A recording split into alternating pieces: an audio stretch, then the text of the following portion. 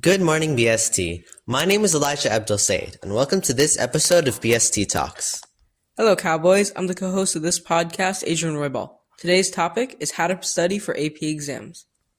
Today, we will be interviewing some sophomore students. We will interview Michael Espike, Rose Fraser, Happy Birthday Sharif, Elena Barzaga, and Luke Kiefel. First, we will be interviewing Michael Espike, a sophomore at BST. When should you start studying for AP tests, and why then? You should probably start studying as soon as possible because there's a lot of content and you need to get through. So studying as soon as possible and studying basically like all the content you need, all the content is best for everything. What are some methods that you use to study? Mostly just like reviewing the notes, reviewing like almost all the notes as much as I can get through in like days and weeks and stuff. And then for anything I don't really understand for like specific like chemical processes for like biology or something, I turn to videos for visual demonstrations. How do you make sure that you do not miss any important material? Practice tests kind of go over like everything and anything that are on the actual AP exams, so using those is probably the best option for me, at least. Do you have any study tips for specific classes that BST students are taking? For AP Human Geography, I recommend like Mr. Sin videos, and for AP European History, I recommend Heimler videos. Those are really helpful. What is the hardest part of studying for AP tests, and how do you pursue studying despite that challenge? Oh, the hardest part of studying for AP tests is just genuinely the amount of content you have to go through, and there's just the amount of content you have to go through in such a short amount of time. One way I pursued was just studying throughout the year, so when I learn something, you kind of just review it, so that way I don't have to like cram everything in last minute. Thanks, Michael. Next, we will interview Rose Fraser, another student at BST. When should you start studying for AP tests, and why then? Well, you should start studying for AP tests as soon as you get enough content to study for them. Like after the first month, I usually start studying. You should start studying really early simply because once more, there's a lot of content and it also takes a lot of time to learn the content. What are some methods that you use to study? I usually, when we do our practice test in human geography, Euro or bio, I like to go over the problems I missed in them and then practice those ones. How do you make sure that you do not miss any important material? Well, you can go over your notes. We do a lot of notes. You can also go over the videos, mainly, I think Heimler for Euro. Do you have any study tips for any specific classes that BST students are taking? For study tips for any of your computer classes, I would say try and practice the code as much as you can, or go through your code.org lessons if you don't understand something. What is the hardest part of studying for AP tests, and how do you pursue studying despite that challenge? I would say the amount of time it takes to study for the AP tests, because the amount of content you have to do for each and one of your classes is going to take a lot of your time, and if you don't put enough time aside, it's going to get really hard to find everything you need. So maybe put 30 minutes a day to study something you think you need to study. Is there anything else that you would like to say? I wish you luck on your AP exams.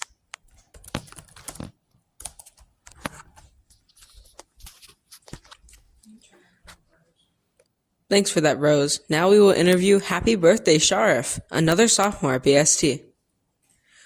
When should you start studying for AP exams, and why then? So, in my opinion, I think that you should start studying for AP exams, as they both said, as soon as you possibly can. But at the very latest, you should not begin studying less than a month in advance, because it's going to take time to get through every unit and every thing that you've learned. And if you try cramming that into a month, you'll go into the test with you'll be exhausted and you won't have time to do anything else. What are some methods that you use to study?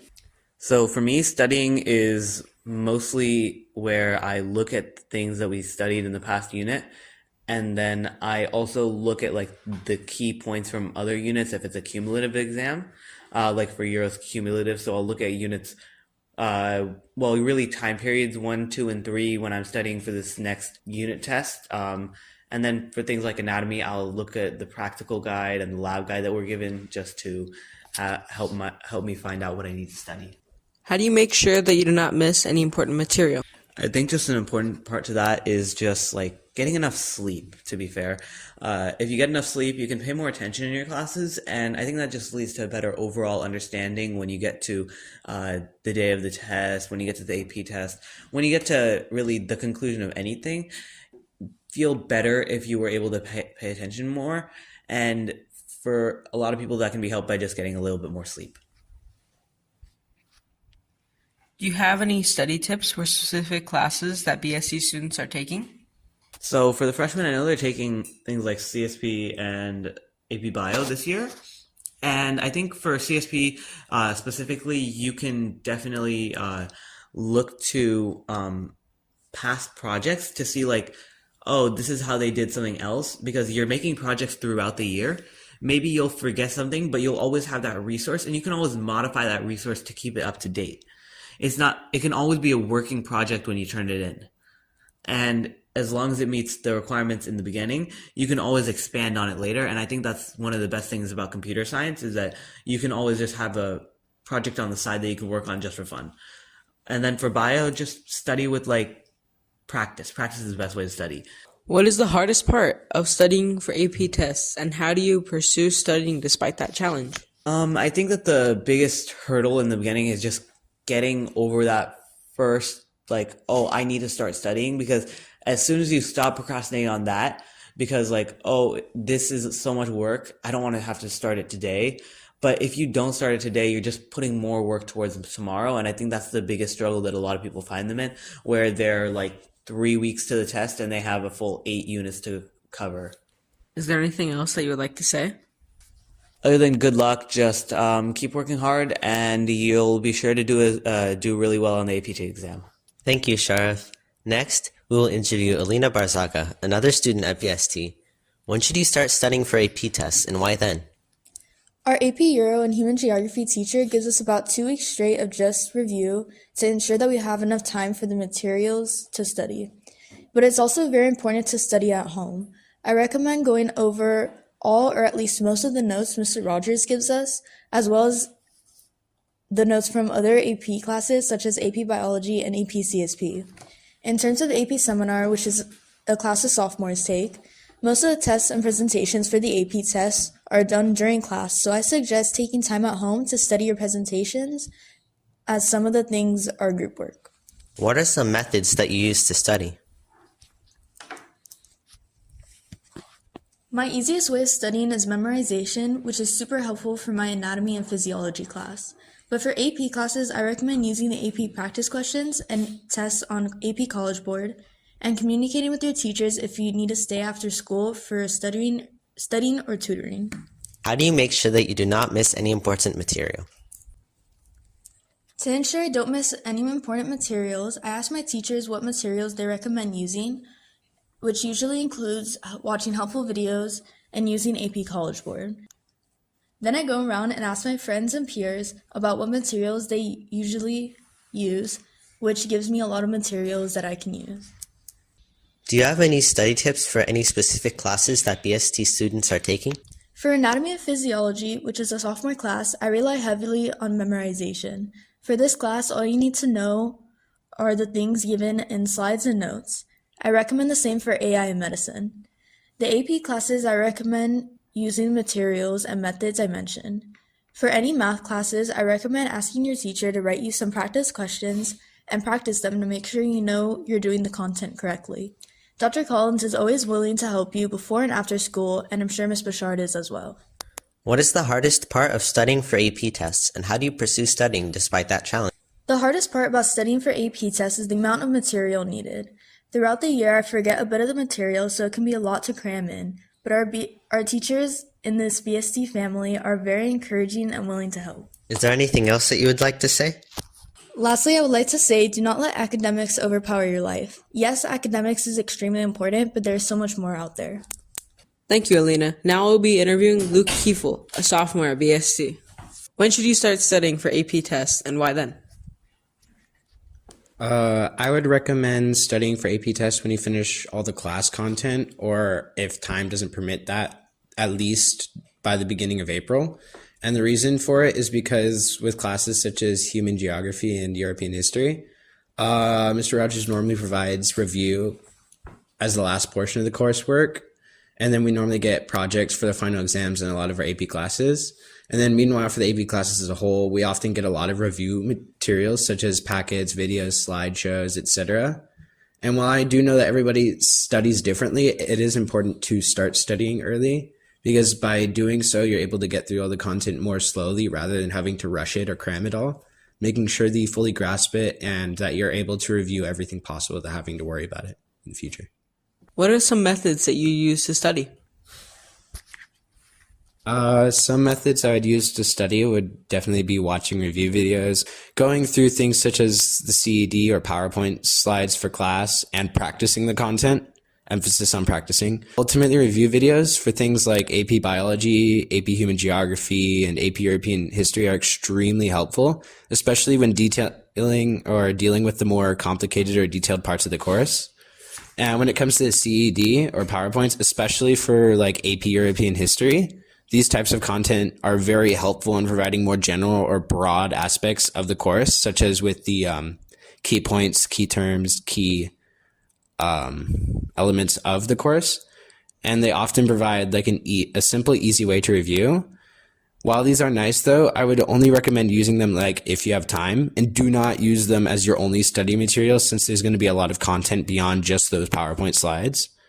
And while practice itself may be like you normally associate it with math or AP CSA more literally, because like you can apply it for things such as writing code, really practice applies to any of the classes, because in classes such as AP Biology and AP European History, practice really applies to anything, such as like the practice tests and practice AP exams, which Mr. Rogers tends to do for like AP Human Geography and possibly AP European History this year. And I would always recommend going to these events or using these materials and asking questions, because it really gets you a full understanding of these things. And even if it does leave out classes like English, or while these methods may not seem optimal, teaching people is also a form of practice too. So by helping other people to understand, you're also able to help yourself remember the concepts, and you're preparing yourself as you normally want to give a person the correct explanation. Like you don't want to lie to them. So you're going to do everything you can to provide the correct answer to them. And by trying to teach them and educate them, you're also in a way enforcing the content yourself, because you have to know it in order to share it. And in order to share it, you make sure that you know it.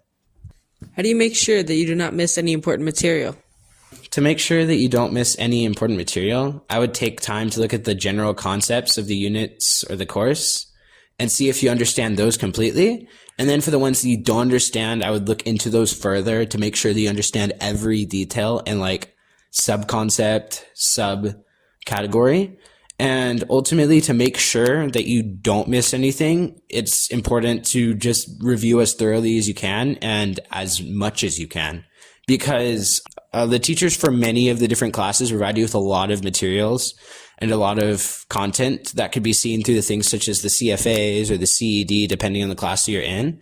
And really, to not miss anything, it's not so much about going back over the things you understand fully even. It's about making sure that you do understand those things fully, and for the things you don't understand fully, to be more focused and hyper fixated on the different concepts, because it's not so much important to go over the things you already know how to do, but to really reinforce those things you struggle with. And that's how you cover everything, because you either know it or you work like a great deal to improve those skills or concepts that you don't know that well. Do you have any study tips for any specific classes that BSc students are taking? As for European history, AP European history, as I said earlier, I definitely look at the CED and watch review videos like from Heimler, as some other people have said already. And these videos, because while they're quick, they do cover a lot of the information. You could even see in like the CED, it's like the core concepts. He goes over them, but he does it really quickly and like in an audio-visual way. So you grasp the content for those audio-visual learners. And for AP Biology, I would also recommend a guy named Carrara. He does really good videos that provide like assessment of the topics, and he goes through the content on AP Classroom, and he basically makes sure to go through everything in a pretty thorough but concise way.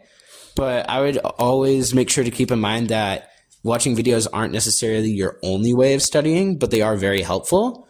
As for classes like AP Seminar, while that in itself, there aren't really many tests or exams, I would admit that especially for the AP exam and the different parts of that, it's really helpful to look at the AP Classroom videos because they detail different parts of the exam, which you guys will get into when you're in the class. And if you are in the class already, it just helps to refresh those things. And as for like AP Human Geography, AP European History, Mr. Rogers hosts a lot of review sessions for those classes, as I'm sure some of you have seen. And if not, like you're first coming, like just know that. So I would recommend going to as many of those as possible because he normally does Kahoots.